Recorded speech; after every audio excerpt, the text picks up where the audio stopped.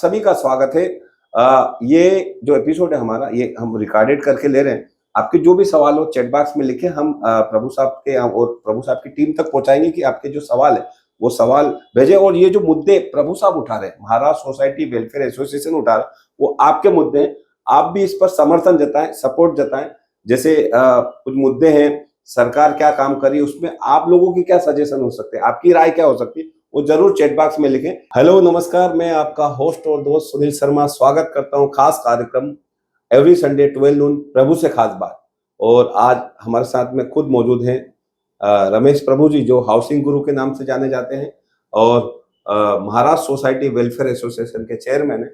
और आज हम महासेवा न्यूज और एमएनएस मीडिया न्यूज सर्विस में तमाम जो महाराष्ट्र सरकार ने पिछले जो कुछ दिनों में जो बड़े बड़े निर्णय लिए, बड़े बोल्ड डिसीजन लिए हैं और द रियल एस्टेट रीडेवलपमेंट और तमाम विषय पर बात करेंगे प्रभु सर से।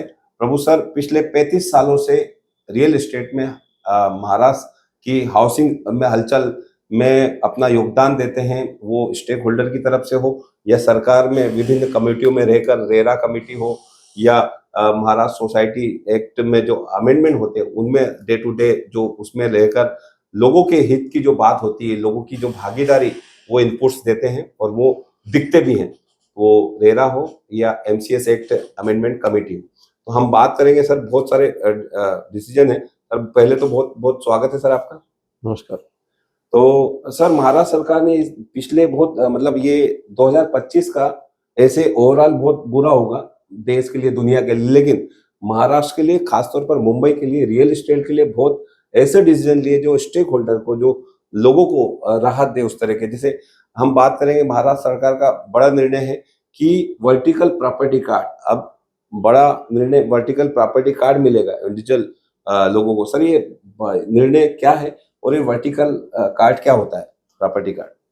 बिल्कुल, देखिए आपको पता है कि जहाँ भी अर्बन एरिया है, जिसको हम बोलते हैं कि जो डेवलप्ड एरिया है, सिटी है, उधर हर एक प्रॉपर्टी जिसको हम बोलते हैं कि जमीन, उसको एक सीटीएस नंबर दिया जाता है, सर्वे नंबर दिया जाता है। उस सर्वे नंबर के हिसाब से उसका एरिया भी रहता है। एरिया रहने के बाद रेवेन्यू डिपार्टमेंट, जहाँ हम सिटी सर्वे ऑफिस बोलते हैं, कलेक्टर का अंडर आता है, वो डिपार्टमेंट हर एक प्रॉपर्टी का डिटेल रखता है। वो डिटेल किधर रखता है? In the form of property record, property register. और प्रॉपर्टी रजिस्टर देने के बाद उस प्रॉपर्टी, मान लो पर्टिकुलर प्रॉपर्टी ये विलेज में है, ये विलेज के होने के बाद इधर सर्वे नंबर है, तो ये सर्वे नंबर का एरिया क्या है, उसका ओनर क्या है, तो उसका यूज क्या है, ये पूरा का पूरा डिटेल जो प्रॉपर्टी कार्ड में कैप्चर होता है। और ये प्रॉपर्टी कार्ड, मान लो एक जमीन है, वो दूसरा आदमी को हम बेचते हैं, तो सेल डीड होता है। सेल डीड होने के बाद रजिस्टर होता है। वो रजिस्टर होने के बाद उसका जो रिकॉर्ड है वो प्रॉपर्टी कार्ड में आता है। प्रॉपर्टी कार्ड में आके फिर नया ओनर का नाम उसमें रिकॉर्ड होता है। यह भी सिटी सर्वे ऑफिस करता है। इस तरह का जो फ्लैट जमीन है उसका अभी तक रिकॉर्ड गवर्नमेंट ने, रेवेन्यू डिपार्टमेंट ने, अभी नहीं, ये ब्रिटिश काल से आया है। तो जब से रेवेन्यू डिपार्टमेंट बना तो पूरा जमीन का जो क्षेत्रफल है, किसके नाम से, सब कुछ रेवेन्यू रिकॉर्ड में रजिस्टर्ड है। अभी सवाल आता है कि आपको पता है कि आजकल वर्टिकल, हॉरिजॉन्टल नहीं, वर्टिकल डेवलपमेंट बहुत हो रहा है। अभी वर्टिकल डेवलपमेंट में 25 माले का बिल्डिंग है, 50 माले का है, 100 माले का बिल्डिंग है। शहरों में हो रहा है, अभी छोटा छोटा टाउन में भी हो रहा है, 2 स्टोरी, 3 स्टोरी, 4 स्टोरी। अभी इश्यू ये आता है कि ये जो बिल्डिंग बन रहा है, तो क्या ये जो फ्लैट बिक रहा है, खरीद रहा है, उसका कोई गवर्नमेंट में रिकॉर्ड है? तो आज के तारीख में वो कोई गवर्नमेंट में रिकॉर्ड नहीं है। अभी आप बोलेंगे कि गवर्नमेंट में रिकॉर्ड नहीं है तो फिर बिल्डिंग बनता कैसा, सेल कैसा होता है, स्टैम्प ड्यूटी कैसा होता है, रजिस्ट्रेशन कैसा होता है? तो ये आप सही है, ये आज के तारीख में देखिए, म्युनिसिपल कॉर्पोरेशन या टाउन प्लानिंग अथॉरिटी या प्लानिंग अथॉरिटी वो प्लान पास करती है कि ग्राउंड फ्लोर 2000 स्क्वायर मीटर का है, उधर 50 माले का बिल्डिंग बन गया। 50 माले का बिल्डिंग में मान लो एक माले में 2 फ्लैट है तो 100 फ्लैट बन गया, ये अप्रूवल दे देती। उसके बाद आदमी क्या करते हैं, वो अप्रूवल लेके रेरा में रजिस्टर करता है, रेरा नंबर आ जाता है, फिर वो एग्रीमेंट लेके जो फ्लैट नंबर 101 एक को बेचता है, दूसरे को बेचता है, एग्रीमेंट फॉर सेल होता है या सेल डीड होता है, बस अच्छा। फिर सोसाइटी बनता है, सोसाइटी बनने के सोसाइटी आपको शेयर सर्टिफिकेट देता है। तो अलग अलग डिपार्टमेंट अपना अलग अलग काम कर रहा है, कोई कनेक्टेड नहीं।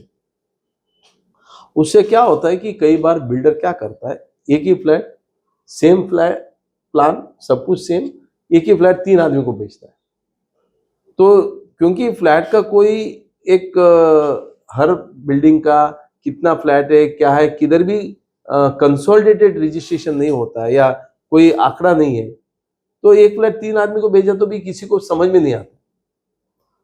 हाँ, उसी तरह से तो अभी गवर्नमेंट ने ये बोला कि जो वर्टिकल होता है फ्लैट, तो म्युनिसिपल कॉर्पोरेशन पास करती है। तो जैसे म्युनिसिपल कॉर्पोरेशन पास करेगा, उतना फ्लैट का, उतना दुकान का, उतना इंडस्ट्रियल गाला का एक अलग अलग प्रॉपर्टी कार्ड, जिसको हम बोलते हैं सप्लीमेंट्री प्रॉपर्टी कार्ड। जमीन का एक प्रॉपर्टी कार्ड तो है ही है, बरोबर। उसके ऊपर जो बिल्डअप एरिया बनने वाला है, मान लो 50 माले का बिल्डिंग बनने वाला है, 100 फ्लैट बनने वाले, 100 प्रॉपर्टी कार्ड निकलेगा। उसी तरह से मान लो 25 दुकान है, 75 शॉप है, मकान है, तो 75 मकान का एक प्रॉपर्टी कार्ड बनेगा, 25 दुकान का भी सब प्रॉपर्टी कार्ड बनेगा, जिसमें लिखा जाएगा शॉप, उसका एरिया। ये अभी किधर से आएगा? अप्रूव्ड प्लान से आएगा।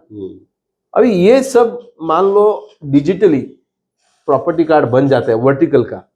जब आप रजिस्ट्रेशन डिपार्टमेंट में जाओगे रजिस्ट्री करने के लिए, जैसे ही क्लिक होगा तो बोलेगा कि ये प्रॉपर्टी ऑलरेडी सोल्ड है, एक पर्टिकुलर सर्वे नंबर में है, ये ऑलरेडी बेचा हुआ है, आप अभी बेचने का है, आपके नाम से है ही नहीं है, ये दूसरा के आदमी के नाम से, तो ये फ्रॉड रुक जाएगा। दूसरा क्या है, आपको पता है कि नरेंद्र मोदी जो बीजेपी गवर्नमेंट आज है, वो पूरा का पूरा डिजिटल को फोकस कर रहा है, डिजिटल ट्रांसफॉर्मेशन कर रहा है, और सुप्रीम कोर्ट तक जाके जो बैंक अकाउंट है उसको आधार कार्ड के साथ लिंक किया, मोबाइल है आधार कार्ड से लिंक किया, जो भी आपको बेनिफिट देता है आधार कार्ड से लिंक किया। अभी मान लो आप डिजिटल इसको आधार कार्ड के लिंक करना है, तो आपको ये प्रॉपर्टी भी कार्ड, यदि हर एक वर्टिकल का, हर एक फ्लैट का, मान लो आपके पास 25 फ्लैट है, अभी किसी को कुछ पता नहीं चलता है 25 फ्लैट सुनील शर्मा जी के है कि पास नहीं है, लेकिन 25 फ्लैट का अलग अलग प्रॉपर्टी कार्ड बन जाता है, फिर वो प्रॉपर्टी कार्ड आपका आधार कार्ड के साथ लिंक कर सकते हैं। मतलब इसको क्या हो रहा है, ये पूरा का पूरा डिजिटलाइजेशन कर रहा है। तो property card, vertical property card देके आपके पास गलत व्यवहार होता है, वो रोकने के लिए काम बन रहा है। ये एक डिजिटल का एरा है, डीमेटलाइजिंग जिसको बोलते हैं, डीमैट शेयर्स डीमैट होता है, वैसे ही ये डीमैटिंग है। और पूरा का पूरा प्रॉपर्टी, वेदर इट्स जमीन हो या वर्टिकल प्रॉपर्टी है, ये पूरा का पूरा गवर्नमेंट अपना आधार कार्ड के लिए लिंक करने के लिए एक पहला कदम है, और इससे बहुत अच्छा फायदा होगा। सर, वर्टिकल से बहुत सारी चीजें अच्छी रहेगी, जो बायर्स है, जो खरीदार, उनके लिए एक बड़ा डिसीजन है सरकार का। लेकिन सर, ये कैसे कैसे मूवमेंट्स होगा, इसके बेनिफिट्स क्या है और ये कब से शुरू होगा? नहीं, इसमें पूरा का पूरा रिकॉर्ड ट्रांसपेरेंट होगा, इलीगल फ्लैट का बिकेगा नहीं। क्योंकि आज क्या हो रहा है कि कोई भी आदमी इलीगल बिल्डिंग बनाता है, बेचता है, नौकरी करके बेचता है, तो अभी रजिस्ट्रेशन नहीं होता है रीसेल में, तो ये सब जो है पूरा का पूरा ट्रांसपेरेंसी आएगा। तो गवर्नमेंट को भी पता चलेगा कि भाई कितना फ्लैट बन गया, कितने लोग प्रॉपर्टी लेके बैठे हैं। तो हर एक का आदमी का आधार कार्ड से जब लिंक होता है, तो इलीगल, जिसको हम बोलते हैं ब्लैक मनी, वो भी रुकेगा। आज क्या हो रहा है कि पूरा का पूरा जो ब्लैक मनी है, वो कभी ना कभी ऐसे प्रॉपर्टी के साथ भी लिंक करते हैं। यदि आपका प्रॉपर्टी ज्यादा है, आज जो इनकम टैक्स नहीं भरता है, वो भी पकड़ में आएगा। तो आधार कार्ड, पैन कार्ड सब एक प्रॉपर्टी के साथ जुड़ जाएगा। आज आपको पता होगा कि गवर्नमेंट आपको पूरा का पूरा बैलेंस शीट बना के देता है, हमको मालूम नहीं है। अच्छा।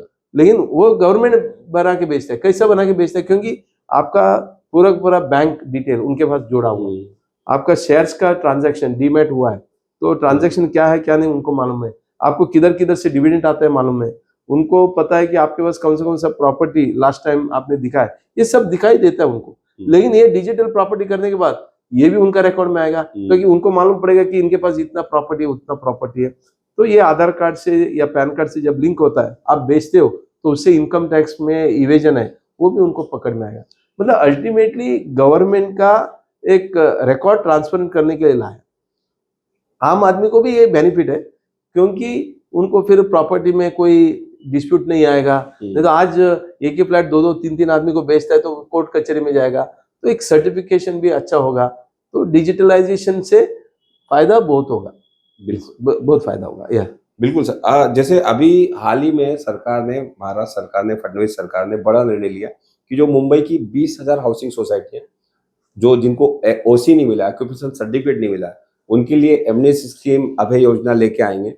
उसी तरह से सर अब फ्लैट को भी ओसी मिलेगी, मतलब इंडिविजुअल फ्लैट को भी भोगवट्टा प्रमाण पत्र जो होगा वो मिलेगा। नगर विकास ने बीएमसी को इस तरह का पत्र भेजा, सूचित किया बीएमसी। बिल्कुल सही है। अभी क्या हुआ है कि जब भी आप ओसी देने की बात करते हैं, ओसी मतलब क्या है? ओसी मतलब आपका जो बिल्डिंग है वो अप्रूवल प्लान के हिसाब से बना है। तो ओसी किसको मिलता है? जिन्होंने अप्रूवल के लिए डाला है। जो अप्रूवल मतलब जिन्होंने प्लान बनाया, और जिन्होंने प्रपोजल गवर्नमेंट को या बीएमसी को या अपना प्लानिंग अथॉरिटी को दिया, उसी को ओसी मिलता है, क्योंकि उसी ने प्लान पुटअप किया। तो मतलब जमीन मालक जो है, जिसने एक डेवलपर को अपॉइंट किया, जमीन मालक या डेवलपर वो प्लान पुटअप करता है, उसको ही ओसी मिलता है। 2003 और 4 में फाइनेंशियल ईयर में एक एमनेस्टी स्कीम आया था ओसी को लेकर मुंबई में, लेकिन उसमें पूरा फेल गया।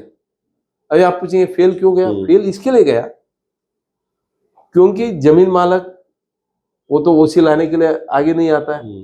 तो जमीन तो सोसाइटी के नाम से है ही नहीं है, कन्वेंस हुआ नहीं है, डीम कन्वेंस भी हुआ नहीं है। अच्छा, ये कैसे डालेंगे? तो नहीं हो सकता है, क्योंकि गवर्नमेंट का जो डीसीपीआर मतलब डेवलपमेंट कंट्रोल प्रमोशन रेगुलेशन बोलता है, यदि आपको ओसी लेना है तो मालिक ने ओसी के लिए एप्लीकेशन डालना है। आपके नाम से जमीन ही नहीं है, आप कैसे डालोगे? नहीं हो सकता है। तो इसके लिए अभी गवर्नमेंट ने जो सोचा है कि हर एक फ्लैट का जो ओसी है, यदि फ्लैट पूरी तरह से अप्रूव प्लान के हिसाब से है, उसका कोई एफएसआई वायलेशन नहीं है, तो उसका ओसी देने का जो प्रावधान किया वो बहुत अच्छा है। क्योंकि क्या होता है कि आप यदि हाउसिंग सोसाइटी, एक तो अपना नाम से जमीन नहीं है, बिल्डिंग अपना नाम से नहीं है, इसके लिए आप एप्लीकेशन नहीं डाल सकते। मान लो आपने कन्वेंस भी लिया, फिर ओसी के लिए आप एप्लीकेशन डालते हो, फिर सोसाइटी वाले को सबसे पैसा इकट्ठा करना पड़ेगा, कोई ना कोई फॉल्ट रहता है, तो सब लोग पैसा नहीं देते हैं, डिसीजन जनरल बॉडी में नहीं होता है। हर आदमी अपना अपना फ्लैट रेगुलाइज करने के लिए इंडिविजुअली एप्लीकेशन डाल सकता है। अच्छा, तो उससे और क्या बेहतर है? तो मान लो एक बिल्डिंग है, 50 फ्लैट है, उसमें 30 आदमी ओसी के लिए एप्लीकेशन डालेगा, 30 आदमी को ओसी मिल जाएगा, बाकी जो 20 आदमी है उसको ओसी नहीं मिलेगा। इसका मतलब बाद में जाके उसके ऊपर पेनल्टी ये वो सब लग सकता है। सो ये जो स्कीम गवर्नमेंट ला रहा है या जो प्रपोजल डाला है, ये बहुत अच्छा है। उससे ओसी लेने का प्रक्रिया बढ़ जाएगा और गवर्नमेंट को भी पता चलेगा ये अच्छा है। मेरा एक सुझाव है, यदि आप ऐसा करते हैं और आप कर रहे हो, इसको ऑनलाइन करो। अच्छा, क्योंकि कोई भी आदमी किधर भी जाना नहीं चाहिए। आप उधर ओसी के लिए इंडिविजुअल आदमी जाएगा, फिजिकल डालेगा, एग्रीमेंट डालेगा, ये करेगा वो करेगा, नो, यू हैव टू से आज एप्लीकेशन डालो, आपने देख लिया, कर लिया, तो फिर इमीडिएटली उसको 30 दिन में या 45 दिन में ओसी देना चाहिए। यदि आपको कुछ छोटा सा मोटा पेनल्टी लेना है वो लेना है, तो इसको पूरा पूरा ऑनलाइन प्रक्रिया करेंगे और एप्लीकेशन लेंगे, ये सक्सेस होगा। यदि आप ब्यूरोक्रेटिक टाइप पूरा डॉक्यूमेंट दो, ये देखो हम वेरीफाई करेंगे, फिर आपको आएंगे इंस्पेक्शन करेंगे, फिर ओसी देंगे, मतलब आपको मालूम है कि इससे करप्शन आएगा, ये उलझाने वाला काम होगा, उलझाने वाला काम होगा, फिर कोई आएगा नहीं। फिर कोई नहीं आएगा। जो 2003 और 4 में जो प्रोत्साहन नहीं मिला, जो 2003 और 4 में वही हुआ, क्योंकि आप जाते हो, ये नहीं है वो नहीं है, फिर ये करना है तो इतना खर्चा आएगा, उतना खर्चा आएगा, मतलब आपको ज्यादा धक्का खाना। डिजिटल होना जरूरी। आज पूरा का पूरा डिजिटल दुनिया है, आप डिजिटल करो, उस बिल्डिंग का रेफरेंस डाल दो और बीएमसी का इसके साथ जोड़ दो, और इमीडिएटली जैसा बीएमसी का भी ऑनलाइन में ऑटोकैड में सब कुछ आपको ऑटो डीसीआर में सब अप्रूवल वगैरह हो रहा है, उसी तरह से आपको अप्रूवल करना चाहिए, तभी तो सक्सेस होगा। बिल्कुल, बीएमसी ने एक अच्छा दिया कि जो डेवलप डीसीपीआर है, वो प्लान जो अप्रूवल्स है, वो सब अप्रूवल्स ऑनलाइन होता है। तो उससे आप डिजिटल देख सकते हो कौन-सा आर्किटेक्ट है, कौन-सा साइट है, कौन-सा है, वो सब चीज़ें। और वहाँ पे आप रेरा से भी क्रॉस चेक कर सकते हो, तो एक अच्छी चीज़ है डिजिटल की। वक़्त तो चला एक छोटे से ब्रेक का, ब्रेक के बाद हाउसिंग गुरु रमेश प्रभु जी से और मुद्दे पे बात करेंगे, और भी बात करेंगे कि क्या सरकार पे, रीडेवलपमेंट पे, रेरा पे क्या सजेशन प्रभु साहब दे सकते हैं, एक छोटे से ब्रेक के बाद। डीम्ड कन्वेंस एक कानूनी प्रावधान है। सोसाइटी बनाने का 4 महीने के अंदर बिल्डर या लैंड ओनर को सोसाइटी के नाम से जमीन और बिल्डिंग हस्तांतर करके देना चाहिए। यदि वो नहीं करके देते हैं, आप डिस्ट्रिक्ट डिप्टी मजिस्ट्रेट के पास जाके अपना कन्वेंस ले सकते हैं। इस प्रोसेस को डीम्ड कन्वेंस बताया जाता है। प्रभु एसोसिएट की तरफ से अभी तक 200 या 250 के ऊपर कन्वेंस गए 10 साल में कर चुके हैं। Shashi Acharya, head of the department for conveyance. Deem conveyance का 4 स्टेजेस होता है। पहला स्टेज है डीडीआर के, हम लोग एप्लीकेशन फाइल करता है और 6 महीने में ऑर्डर मिलता है। एडजुडिकेशन, कलेक्टर सब एग्रीमेंट एडजुडिकेट करके देखता है वेदर प्रॉपर स्टैम्प ड्यूटी और रजिस्ट्रेशन किया है कि नहीं। सब रजिस्टर और रेफरेंसेस जो कन्वेंस डीड रजिस्टर करके देते हैं। And last stage is name change in property card, city survey department. First stage में 6 महीना लगता है डीडीआर के यहाँ।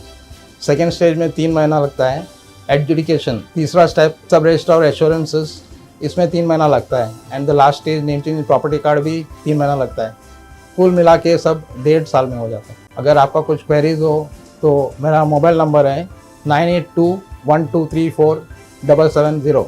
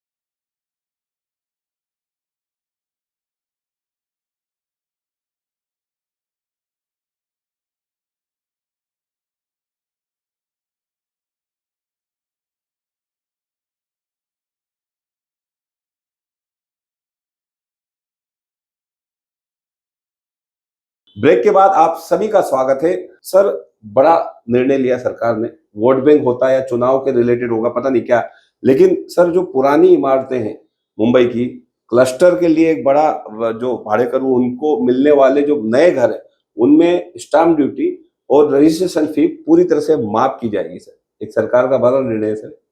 नहीं, ये बहुत अच्छा निर्णय है, क्योंकि क्लस्टर रीडेवलपमेंट जो एग्जिस्टिंग फ्लैट वाले हैं उनको, जो एग्जिस्टिंग जो क्लस्टर डेवलपमेंट ओल्ड मुंबई में जो सेस बिल्डिंग है या टेनेंटेड बिल्डिंग है, जब क्लस्टर डेवलपमेंट करते हैं तो उनको नॉर्मली स्टैम्प ड्यूटी लगाए जाते हैं कंसेशन कॉस्ट, जो एग्जिस्टिंग एरिया है, नया एरिया है, पूरे के ऊपर। तो यदि आप हाउसिंग सोसाइटी देखते हैं तो उधर गवर्नमेंट ने और हाईकोर्ट ने एक निर्णय दिया था कि यदि हाउसिंग सोसाइटी में जब डेवलपमेंट एग्रीमेंट बनता है, नेचुरली डेवलपमेंट एग्रीमेंट में आप स्टैम्प ड्यूटी भरते हो, तो फिर परमानेंट ऑल्टरनेट अकोमोडेशन एग्रीमेंट बनता है, उसके ऊपर आपको सिर्फ 100 रुपये स्टैम्प ड्यूटी आएगा। इस तरह का निर्णय बॉम्बे हाई कोर्ट ने दिया था। उसके बाद महाराष्ट्र गवर्नमेंट ने जीआरबी इशू किया।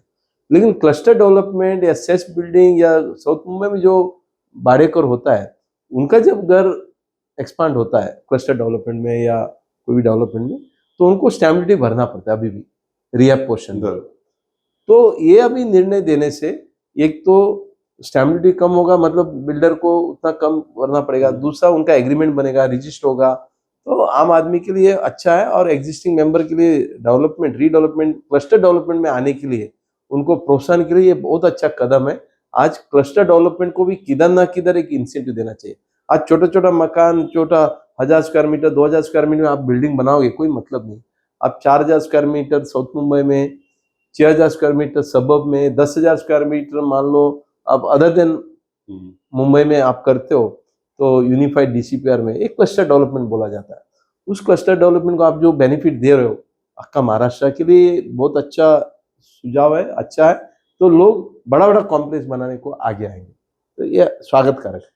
सर मुंबई में जैसे बात करेंगे, सबर्बन है, मुंबई सिटी है, तो ये दोनों जगह लागू होगा? मतलब जैसे सबर्बन की बात करें, यहाँ पे काफी रीडेवलपमेंट हो रहा है। ये तो ऑल ओवर इंडिया, महाराष्ट्र के लिए लागू अच्छा। होगा ना, क्योंकि स्टैम्प एक्ट जो है वो महाराष्ट्र के लिए लागू है। अच्छा। इसके लिए मुंबई में भी होगा, सबब में भी लेकिन- होगा, और ऑल ओवर महाराष्ट्र में जहां जहां क्लस्टर डेवलपमेंट होगा तो ये वहां सब पे लागू होगा। 100% लागू। मतलब मुंबई की बात करें तो मुंबई में जो डेवलपमेंट प्लान है डीसीपीआर के अनुसार 6000 स्क्वायर मीटर होना वो चाहिए सबब के सबर्बन में, और सिटी में 4000 स्क्वायर मीटर होना चाहिए। करेक्ट। और और ऐसे अदर देन मुंबई हाँ, तो 10,000 square metre MMR region, MMR region हो, महाराष्ट्र का कोई भी अन्य जगह में आप डेवलपमेंट करते हो, क्लस्टर डेवलपमेंट के लिए 10,000 चाहिए।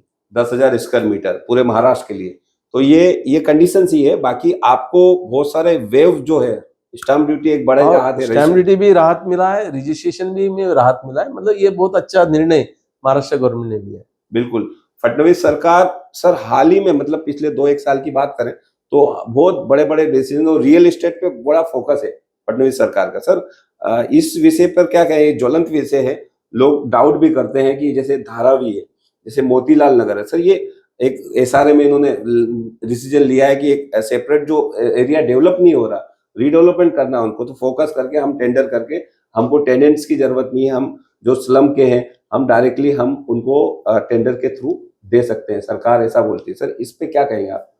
नहीं, देखिए, जब भी आप क्लस्टर डेवलपमेंट की बात करते हैं, एसआरए का 50 एकड़ के ऊपर जगह है, उसका क्लस्टर डेवलपमेंट आप करते हो, उसके अंदर अलग अलग लोगों का आप कंसेंट लेते जाएंगे, टेनेंट लोग का, और उनको घर देने का गवर्नमेंट बोल रहा है, एसआरए का स्कीम में कर रहा है, तो उनका कंसेंट का सवाल किधर आता है? क्योंकि गवर्नमेंट खुद एक अलग टेंडर निकाल के कर रहा है, और उसके अंदर भी मान लो 50% के ऊपर स्लम है और 40%, 45% आपका प्राइवेट बिल्डिंग है, उनको भी आपको उसके साथ शामिल करके करना है। तो इसके लिए वो उस टाइम में कंसेंट की बात करेंगे तो ये नामुमकिन है, इसके लिए नॉन स्टार्टर है। तो यदि गवर्नमेंट इस तरह का निर्णय लेता है तो ये स्वागत कारक निर्णय है, क्योंकि अल्टीमेटली आप क्या दे रहे हो? आप लोगों को घर ही दे रहे हो ना। तो जिसको घर देना है उनसे कंसेंट लेने का क्या मतलब है? क्योंकि यदि आप डेवलपर को अपॉइंट करते हैं, थर्ड पार्टी को, तब कंसेंट का वगैरह सवाल आता है। इधर ऐसा नहीं है, इधर गवर्नमेंट एक स्कीम बना रहा है, सबको साथ में ला रहे हैं, और गवर्नमेंट एक डेवलपर को अपॉइंट कर रहा है through the construction and development agency. तो इसके लिए कंसेंट का मुझे नहीं लगता है कि जरूरी है। मतलब जो 50% एरिया अभी भी मुंबई का स्लम में है, वो फास्ट गति से डेवलप, बिल्कुल डेवलप होगा। लेकिन सर ये महाड़ा में जो पुरानी इमारतें, बड़े बड़े रो हाउसेस है, जैसे मोतीलाल नगर की बात करें, वहां पे भी अडानी को एक दे दिया जाता है, तो वो कैसे होगा सर? नहीं, देखिए, अभी 640 एकड़ का डेवलपमेंट है धारावी का। ये कितना 1995 से रीडेवलपमेंट, जब से स्लम रीडेवलपमेंट 1995 से चालू हुआ है, आज हम लोग है लगभग 2025, 30 साल 30 साल हो गए। 30 साल में कम से कम 4 से 5 बार अलग अलग टेंडर, अलग अलग बिल्डर 640 एकड़ डेवलप करने के लिए आए होंगे, बट कभी हो नहीं पाए। जब एक ग्लोबल टेंडर निकाला तब टेंडर, ये अदानी भी आए थे, तो अदानी को वो मिला, तो उन्होंने कुछ कमिटमेंट किया। तो अभी ये तो थ्रू दी टेंडरिंग प्रोसेस है। मैं ये नहीं समझता हूँ कि ये अदानी के बैकडोर एंट्री है या गवर्नमेंट चाहती है। तो हर एक को तो वो मौका भी था। हो सकता है 640 एकड़ बनाने का, करने का, किसी के पास उतना क्षमता नहीं होगा, वो आगे नहीं आए, जबकि ये आगे आए। आज आप बड़ा बड़ा पोर्ट देखते हैं, एयरपोर्ट देखते हैं, इंफ्रास्ट्रक्चर देखते हैं, ये अदानी के पास उतना इंफ्रास्ट्रक्चर डेवलप का होगा, इसके लिए आए होंगे। अब 640 एकड़ स्लम डेवलप करना, उसमें बहुत सारा डिफिकल्टी भी आता है। उसी तरह से मोतीलाल नगर आपने जो बताया, माड़ा का 142 एकड़ का है। अभी 142 एकड़ का आपको मान लो अलग अलग ओबेराई है, कल्पतरु है, रुस्तम जी है, कोई भी बिड तो कर ही सकते थे। तो उन्होंने किया भी होगा। तो जो ज्यादा से ज्यादा कॉम्पिटिटिव ऑफर देता है ओपन बेस्ट टेंडरिंग जो में, ऑफर देता है। तो उनको उन्होंने दिया है। तो मुझे नहीं लगता है कि इसमें कोई शक आना चाहिए, बिल्कुल। और वो परफॉर्म भी कर रहे हैं। और ये मैं बता दूं, ये जो जो टेंडर बीड होता है वो बीड एकदम ट्रांसपेरेंट होता है, कोर्ट में भी गए, लेकिन वो एक ट्रांसपेरेंट तरीके से जो फॉर्मेलिटीज रहती है बीड की, वो इन्होंने क्लियर की जब जाके ये क्वालिफाई हुआ है। क्योंकि अभी अदानी इतना बड़ा बन गए रियल एस्टेट में और इंफ्रास्ट्रक्चर में, उसको मुकाबला करने वाला कोई अलग आया नहीं है। और मैंने सुना अभी मुकेश अंबानी तो अपना ये आ रहे, अंबानी भी रियल एस्टेट में एंट्री मारा है। अभी जैसे जैसे वो एंट्री मारेगा तो अपने को पता चलेगा कि और एक रियल एस्टेट में या इंफ्रास्ट्रक्चर में एंट्री किया वो एक बिजनेस या कॉर्पोरेट हाउस दिखाई देगा। बिल्कुल। रियल एस्टेट में सर ये जो कॉर्पोरेट्स बड़े प्लेयर्स हैं, 2 4 5 लोग आते हैं, तो स्लम का जो एक दाग है मुंबई पर वो क्लियर होगा। बिल्कुल। और एक मुंबई एक नए चेहरे में, नए लुक में नजर आएगी आने वाले कुछ सालों के बाद में। सर जो पिछले जो सरकार ने निर्णय लिए, बहुत फास्ट गति से मेट्रो इंफ्रा वगैरह जबरदस्त डेवलप हो रहा है मुंबई में। सर फ्लैट के भाव भी रेट्स बढ़ रहे हैं। आप सरकार को, महाराष्ट्र सरकार को, फडणवीस सरकार को क्या इन सब चीजों के लिए, जैसे रेरा की बात करें, रेरा में क्या होना चाहिए सर, रीडेवलपमेंट में, स्वयं विकास, सेल्फ रीडेवलपमेंट में, महाडा रीडेवलपमेंट, स्लम में रीडेवलपमेंट में, सर सेज में क्या क्या आपकी तरफ से सुझाव होंगे सरकार की तरफ से? नहीं, पहला देखिए स्लम का जो वो कदम उठा रहे हैं, जो अच्छा कदम उठा रहे हैं, इसमें इतना ही मैं बोलूँगा कि आपको स्लम को भी जितने भी टेनेंट्स हैं या जो भी है उनको आपको पोर्टल में लाना है। एक डिजिटल प्लेटफॉर्म तैयार करके जितने भी स्लम है अपना एलिजिबिलिटी, अपना चीज उसमें डालना चाहिए, ताकि आपको स्लम रीडेवलपमेंट करते टाइम इजी होगा। क्योंकि जिस तरह से आप वर्टिकल की प्रॉपर्टी कार्ड की बात कर रहे हैं, वैसे जितना आज क्या हो रहा है, स्लम एक के ऊपर दूसरा तीसरा चौथा बनते जा रहा है।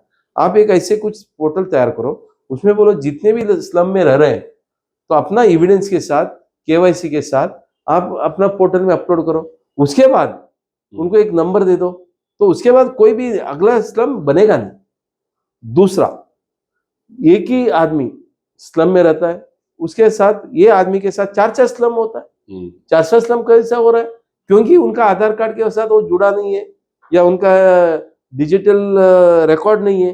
तो इसके लिए एक जगह में वो स्लम बनाता है, घर लेता है, दूसरे को बेचता है, पैसा लेता है, और दूसरा स्लम लेता है, उधर भी स्लम वो करता है। मतलब ये तो स्लम का ट्रेडिंग करने का बिजनेस किसी लोगों ने बना लिया। इसको रोक लाना चाहिए। उसको रोक कैसे लाएंगे? आप डिजिटली करेंगे। उसी तरह से सेस बिल्डिंग है, उधर भी बढ़ोतरी का बदली हो रहा है, ये हो रहा है, कितना सेस बिल्डिंग है, क्या है, कितना टेनेंट है, वो पता नहीं। आप इसको पोर्टल में लाइए, तो आपको ये पूरा का पूरा जो चीज है वो पोर्टल में लाना है। उसी तरह से जब डिजिटल हम इतने बात कर रहे हैं, तो सोसाइटी का सेल्फ रिडेवलपमेंट होता है। सेल्फ रिडेवलपमेंट को भी आप कोई एक अथॉरिटी बना दीजिए। तो अथॉरिटी बना के, जैसा रेरा का रजिस्ट्रेशन होता है, उसका पोर्टल बनाते हैं, उसका पोर्टल बना के आप उसको मॉनिटरिंग करते हैं। उसी तरह से रीडेवलपमेंट का भी एक ऐसा कोई पोर्टल अथॉरिटी बना के आप एक कायदा बनाओ रीडेवलपमेंट के लिए, एक अथॉरिटी बनाओ। उस अथॉरिटी जो है एक पोर्टल तैयार करेगा, जो भी रीडेवलपमेंट होता है स्टेप बाय स्टेप आप उस पोर्टल में डालते रहेगा। यदि कोई डिस्प्यूट है तो वो देखिएगा। आज कुछ भी डिस्प्यूट होता है, आपको कोऑपरेटिव कोर्ट में जाओ, सिटी सिविल कोर्ट में जाओ, हाई कोर्ट में जाओ, आर्बिट्रेटर के पास जाओ, मतलब अलग अलग दुनिया है। फिर उधर जाओ, इधर जाओ। बिल्डर का भी कोई अता पता नहीं है, आप बिल्डर को भी एक पोर्टल में लाओ। तो आपको पता है कि गौतम चटर्जी साहब जो रिटायर्ड हो गए, उसके बाद उन्होंने और कुछ चेयरमैन थे, ये सब मिला के हमने एक गृह harmony redevelopment stake holder federation बनाया।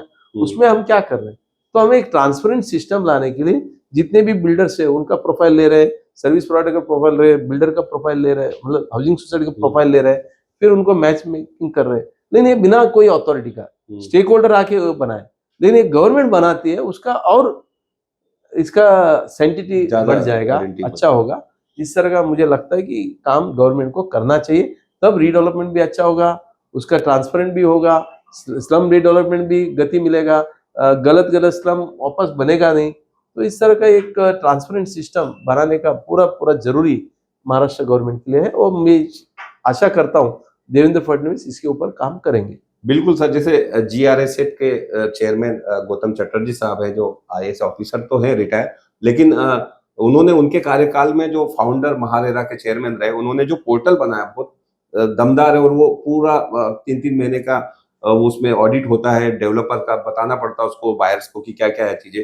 तो वो तो एक अच्छी चीज है सर। अभी ये रीडेवलपमेंट पे भी जीआरएसएफ जो काम कर रहा है सर, इसका मूल मंत्र है, जैसे मैंने सुना हमारे सेमिनार्स में, triple T, trust, timely completion और ट्रांसपेरेंसी। ट्रांसपेरेंसी। तो ये सरकार को इस तरह से इस पे, ये मूल मंत्र पे भी सरकार ये कर सकती है, काम करना चाहिए। यस, खूब खूब धन्यवाद। बिल्कुल। Thank you very much. बहुत बहुत धन्यवाद सर। सरकार को जो दिए गए सजेशन है, सुझाव है, और बोल्ड जो डिसीजन सरकार ने लिए, दोनों मुद्दे पे आप सभी, हम दर्शकों से मैं चाहूंगा आप कमेंट्स करें, और इस तरह के जो सुझाव है वो सुझाव भी दें, ताकि हम सरकार तक पहुंचाएं, और आपकी हाउसिंग सोसाइटी के आपके ग्रुप में ये वीडियो जरूर डालें, और डालने के साथ ही इस वीडियो को लाइक करें, शेयर करें। आप सभी का धन्यवाद। Thank you very much.